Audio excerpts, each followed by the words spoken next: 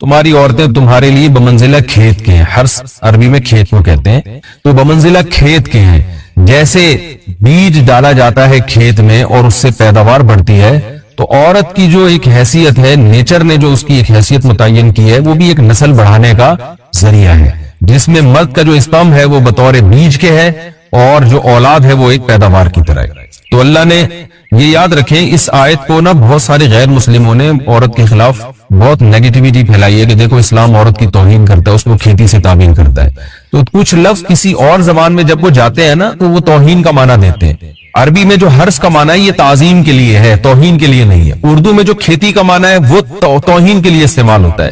کھیتی یعنی جو پاؤں میں روندی ڈالنے والی، اور زمین جو ہے نا پاؤں میں گویا روندی اس کو روندا جا رہا ہے. تو اس لیے اس کا اردو میں بالکل اسی طرح جو لوگ ترجمہ کر دیتے ہیں کہ عورتیں تمہاری کھیتیاں ہیں، تو یہ ترجمہ میرا خیال ہے اس لیے درست نہیں ہے کہ اردو میں اس کا مفہوم ہی چینج ہو جاتا ہے. یعنی گویا ایک عزت کے لیے جو لفظ اللہ نے استعمال کیا وہ ذلت کا ذریعہ بن جاتا ہے.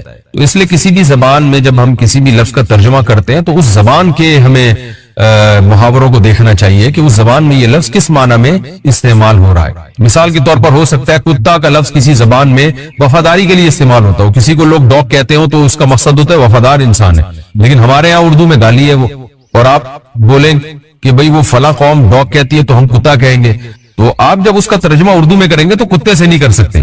تو اسی طرح یہ عربی کا جو لفظ ہے اس میں بھی یہ چیز غور یعنی ملحوظ رہنی چاہیے. تو اس لیے اس کا ترجمہ کیا جائے گا تمہاری عورتیں تمہارے لیے پیداوار بڑھانے کا ذریعہ ہے، نسل بڑھانے کا ذریعہ ہے. فاتو حرثکم، تم اپنے اس نسل بڑھانے کے ذریعے کے پاس آؤ، انا شئتم جیسے چاہو، وقدموا لانفسکم، اور اپنے نفسوں کے لیے آگے بھیجو، یعنی اولاد کی نیت سے آیا کرو زوجہ کے پاس اور آخرت کے لیے انتظام کرو، یعنی اولاد پیدا کر کے جو تاکہ دنیا اور آخرت میں تمہارے لیے فیوچر میں تمہارے لیے کام آئے، دنیا بھی داخل ہے آخرت بھی داخل ہے.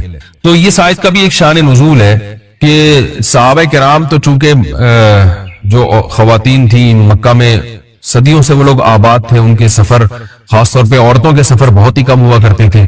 تو جب ہجرت ہوئی ہے اور جو ہے نا ہجرت کر کے بہت ساری صحابیات مدینہ آئی ہیں، تو مدینہ میں ان کے نکاح دوسری قوموں میں ہوئے، پھر انصار صحابہ سے بھی ہوئے. تو چونکہ تقویٰ تھا ان خواتین میں، للہیت تھی، تو بعض جگہ ایسے واقعات ہوئے کہ میاں بیوی کے جو آپس کا ریلیشن ہوتا ہے، ظاہر ہے وہ ہر قوم میں اور ہر جو ہے نا شخص کا مزاج دوسرے سے مختلف ہوتا ہے. تو بعض مردوں نے اس طرح سے اپنی زوجات کے ساتھ ہم بستری کی کہ ان خواتین کو پھر اشکال ہوا کہ پتہ نہیں اس طرح سے ہم بستری کرنا جائز بھی ہے یا نہیں ہے. تو انہوں نے نبی صلی اللہ علیہ وسلم سے یہ مسئلہ پوچھا کہ یا رسول اللہ، ہمارے شوہر ہمارے پاس اس طرح سے آتے ہیں تو کیا یہ جائز ہے یا نہیں. تو ان کے سوال کو بھی مبہم رکھا گیا اور قرآن نے اس کے جواب کو بھی کنایتاً بیان کیا، کیونکہ مسئلہ بظاہر حیا کے خلاف ہے. تو قرآن جب بھی کوئی ایسی بات ہوتی ہے تو اشارتاً کنایتاً اس کا تذکرہ کر دیتا ہے تاکہ مسئلہ بھی واضح ہو جائے، کیونکہ ظاہر ہے اس کی ضرورت تو قیامت تک آنے والے انسانوں کو پڑ سکتی ہے نا. یہ تو ہر میاں بیوی کا اپنا ایک ذاتی مسئلہ ہوتا ہے کہ ہمیں کس طرح سے پرمیشن ہے، کس طرح سے پرمیشن نہیں ہے. تو اللہ تعالیٰ نے بھی اشارتاً ہی اس حکم کو قرآن میں بیان کر دیا. قرآن میں اس لیے بیان کیا کہ تاکہ اس میں کوئی اجتہادی اختلاف کی گنجائش نہ رہے. تو اللہ نے قرآن مجید میں بیان کیا، فرمایا نساؤکم حرث لکم، تمہاری جو ازواج ہیں، تمہاری جو بیویاں ہیں، وہ تمہارے لیے بمنزلہ کھیت ہیں. کھیت کا مطلب کیا ہوتا ہے؟ پیداوار بڑھانے کا ذریعہ. تو اس میں سب سے پہلا مسئلہ تو قرآن نے یہ بیان کر دیا کہ زوجہ سے جو ہم بستری ہے وہ صرف اسی راستے میں جائز ہے جس سے اولاد ہوتی ہے، کیونکہ عورت کو اللہ نے بنایا ہے نسل بڑھانے کے لیے. تو کوئی بھی ایسا ہم بستری کا طریقہ اختیار کرنا جو نسل بڑھانے کا ذریعہ نہ ہو، یعنی وہ نیچرل نہ ہو، تو وہ حرام ہے. تو اس میں اللہ نے یہ حکم دے دیا.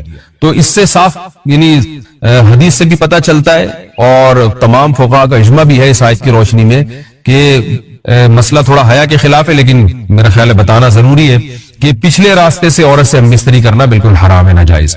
اور نبی صلی اللہ علیہ وسلم کی اس پہ بہت شدید لعنت ہے، بہت شدید وعید ہے. یہ بالکل اللیگل ہے اسلام میں کہ عورت کے پچھلے راستے سے اس سے مستری کی جائے. جو لوگ لڑکوں سے بدفعلی کے عادی ہوتے ہیں ان کو یہ ایک چسکا لگ جاتا ہے، تو یہ حرام ہے، ناجائز ہے، کیونکہ اللہ نے بتا دیا کہ یہ تمہارے لیے بمنزلہ کھیت کے ہیں. تو اس میں قرآن نے وہ جو سوال تھا نا اس کی طرف اشارتاً جواب دے دیا اور آگے فرمایا فاتو حرثکم، تم اپنے کھیت کے پاس آؤ. یعنی پیداوار بڑھانے کا جو ذریعہ ہے اس جگہ کی طرف آؤ، انا شئتم، جیسے چاہو، یعنی باقی جس طرح سے تم چاہو زوجہ سے ہم بستری کر سکتے ہو، اس میں کوئی خاص طریقہ متعین نہیں ہے، میاں بیوی کا ایک دوسرے سے کوئی پردہ نہیں ہے، ہن لباس لکم وانتم لباس لہن، یہ دونوں ایک دوسرے کے لیے لباس ہیں، تو اس میں طریقہ کار کوئی بھی ہو سکتا ہے، کسی بھی طرح سے کرنا چاہو ایک دوسرے سے لطف اندوز ہو سکتے ہو، لیکن فاتو حرسکم، آنا موضع حرس میں، حرس کا مطلب وہ اس جگہ کی طرف آنا ہے جہاں سے نسل بڑھتی ہے، کسی اور راستے کی طرف اس سے صاف طور پر جو ہے نا وہ جو فاسق فاجر لوگوں کی جو برائی ہے، جو لڑکوں سے بدفعلی کے نتیجے میں پیدا ہوتی ہے، اس کا اللہ نے قلعہ کر دیا کہ اس کی اسلام میں بالکل اجازت نہیں ہے۔ باقی طریقہ کار کیا ہوگا یہ تمہارے اوپر، اس کی اللہ نے تمہیں اجازت دی ہے۔ وَقَدِّمُوا لِأَنفُسِكُمْ، اور چونکہ بار بار حرس کا تذکرہ ہو رہا ہے کہ نسل بڑھانے کا، اس لیے اللہ نے فرمایا کہ قدموا لانفسکم، اپنی ذات کے لیے فیوچر میں انتظام کرو۔ قدموا کا مطلب آگے بھیجو اپنی ذات کے لیے سرمایہ۔ کیا مطلب؟ کہ جب زوجہ سے ہم مستری کرو تو نیت اولاد کی ہونی چاہیے، تاکہ وہ اولاد دنیا میں بھی اور آخرت میں بھی تمہارے لیے ذخیرہ بن جائے۔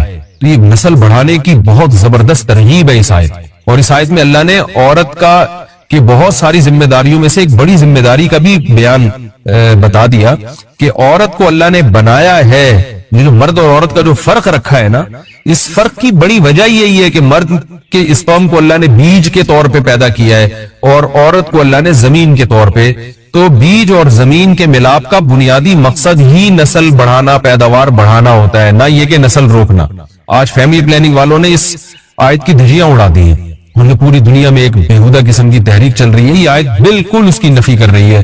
اس لیے اللہ نے فرمایا، اور اچھا اللہ نے اس کا بھی جواب دے دیا کہ جو فیملی پلاننگ والے کہتے ہیں نا نسل بڑھنے سے تمہارا نقصان ہوگا، خرچے بڑھ جائیں گے، تو اللہ فرماتا ہے قدموا لانفسکم، تمہارا فیوچر بن جائے گا، سنور جائے گا، کیونکہ اولاد میں اتنی انویسٹمنٹ نہیں ہوتی جتنا اس کا آؤٹ پٹ ہوتا ہے۔ ان پٹ کم ہے، آؤٹ پٹ زیادہ ہے، انویسٹمنٹ کم ہے، اس کے جو پروفٹ ہے وہ زیادہ ہے، دنیا میں بھی اور آخرت میں بھی۔ تو اللہ نے فرمایا اپنے نفس کے لیے، فیوچر کے لیے انتظام کرو، بڑھاپے کے لیے انتظام کرو، تمہارے بیٹے ہوں گے، بیٹیاں ہوں گی، پوتے ہوں گے، نواسے ہوں گے، بہویں ہوں گی، یہ دنیا کا مستقبل اور آخرت کا مستقبل کیا ہے۔ جو عبداللہ بن عمر رضی اللہ تعالیٰ عنہ نے جب نکاح کا ارادہ ترک کیا تو آپ کی جو ہمشیرہ تھی حضرت حفصہ، انہوں نے فرمایا کہ نکاح کرو، تمہارے اولاد ہوگی، دنیا سے جاؤ گے تو تمہارے لیے دعائیں مانگے گی۔ یہ چیز بھی انگریزی فلموں سے اور فحش فلموں سے ہماری نئی نسل میں بہت تیزی سے سرایت کر رہی ہے، اور لوگ اس بارے میں علماء سے بہت زیادہ مسائل پوچھتے ہیں، خواتین بھی پوچھتی ہیں جو اس میں مبتلا ہیں۔ تو اس کا بھی مسئلہ یاد رکھیں کہ اللہ تعالیٰ نے حالت حیض میں زوجہ سے ہم بستری کو حرام قرار دیا کیونکہ اس میں گندگی ہے۔ باپ دیکھیں کہ وہ گندگی اس درجے کی نہیں ہے جتنی اورل سیکس میں گندگی ہوتی۔ اگر اس میں ڈسچارج ہو جائے بندہ، انسان جو بستری کرنے والا ہے زوجہ سے، وہ منہ میں ڈسچارج ہو جائے، تو آپ سوچیں کہ اللہ تعالیٰ شرمگاہ کو گندگی سے بچا رہے ہیں، جس کی وجہ سے حیض کی حالت میں ہم بستری کو حرام قرار دیا۔ تو منہ جس سے انسان کھانا کھاتا ہے، جس سے کلمہ پڑھتا ہے، اور جو انسان کے جسم میں سب سے اشرف عضو ہے، سب سے زیادہ معزز اور مکرم عضو ہے، اس میں ایسی گندگی کو ڈالنا کہاں سے جائز ہو سکتا ہے، کہاں سے حلال ہو سکتا ہے؟ تو آج بعض متجدد قسم کے لوگ جو ہے نا اس کو حلال قرار دے رہے ہیں، یہ بالکل غلط ہے۔ تو یہ بات خوب ذہن میں رکھیں کہ اورل سیکس کے ذریعے اپنی خواہش کو پورا کرنا اس طور پر کہ ڈسچارج ہو جائے انسان عورت کے منہ میں، بیوی کے منہ میں، یہ بالکل حرام ہے، بالکل ناجائز ہے، کیونکہ منی ایک غلیظ اور ناپاک اور گندگی ہے، اور ناپاک اور نجس چیز ہے۔ بعض حضرات یہ کہتے ہیں کہ منی پاک ہے، مگر یاد رکھیں منی کے پاک ہونے کے دلائل مضبوط نہیں ہے، منی کے ناپاک ہونے کے دلائل بہت مضبوط ہیں۔ سب سے پہلی دلیل قرآن مجید میں آتا ہے الم نخلقکم من ماء مہین، ہم نے تمہیں غلیظ اور پلید پانی سے پیدا کیا، ذلیل پانی سے پیدا کیا ہے۔ تو اس میں بھی اشارہ ہے کہ منی ناپاک چیز ہے۔ دوسری بات یہ کہ حدیث میں آتا ہے کہ کنت افرق المنی من ثوب رسول اللہ صلی اللہ علیہ وسلم ثم يصلي فيه، حضرت عائشہ رضی اللہ تعالیٰ عنہ فرماتی ہے کہ رسول اللہ صلی اللہ علیہ وسلم کے کپڑوں پر اگر منی لگی ہوتی تھی، صحیح بخاری کی حدیث میں، اس کو کھرش کے صاف کرتی تھی، پھر آپ صلی اللہ علیہ وسلم اس میں نماز پڑھا کرتے تھے۔ اب بعض حضرات نے یہاں سے استدلال کیا ہے کہ منی اگر ناپاک ہوتی تو حضرت عائشہ اس کو دھوتی، کھرش کے صاف کرنا اس کی علامت ہے کہ منی پاک ہے، لیکن یہ بات غلط ہے۔ اگر منی پاک ہوتی تو حضرت عائشہ کو کھرچنے کی ضرورت نہیں تھی۔ بات یہ ہے کہ وہ نجاست جس کا ایک باقاعدی جسم ہوتا ہے اور وہ کھرچ کے جسم سے یا کپڑوں سے الگ ہو سکتی ہے، تو اس نجاست کو پاک کرنے کا طریقہ یہ ہے کہ اس کو کھرچ دیا جائے۔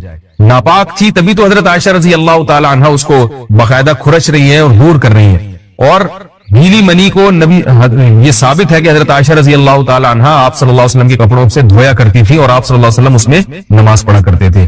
حضرت عمر رضی اللہ تعالی عنہ کے دور میں کسی شخص کو احتلام ہوا تو اس نے اپنے پورے جو ہے نا وہ کپڑے دھوئے تو حضرت عمر نے اس کو منع کیا, فرمایا کہ اتنا کافی تھا کہ اس جگہ کو تم دھو لیتے.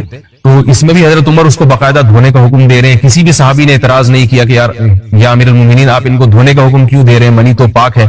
تو منی کے جو ناپاک ہونے کے دلائل ہیں وہ بہت مضبوط ہیں.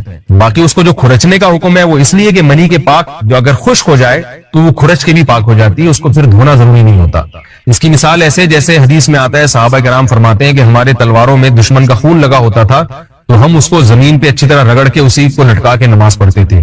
دیکھیں خون بھی ایسی چیز ہے کہ جو سوکھنے کے بعد اس کی ایک پاپڑی سے جم جاتی ہے, تو حالانکہ خون کو بھی ناپاک مانا جاتا ہے, جمہور علماء کے ہاں خون ناپاک چیز ہے, لیکن صحابی کیا کر رہے ہیں, اس کو رگڑ کے زمین پہ اور خشک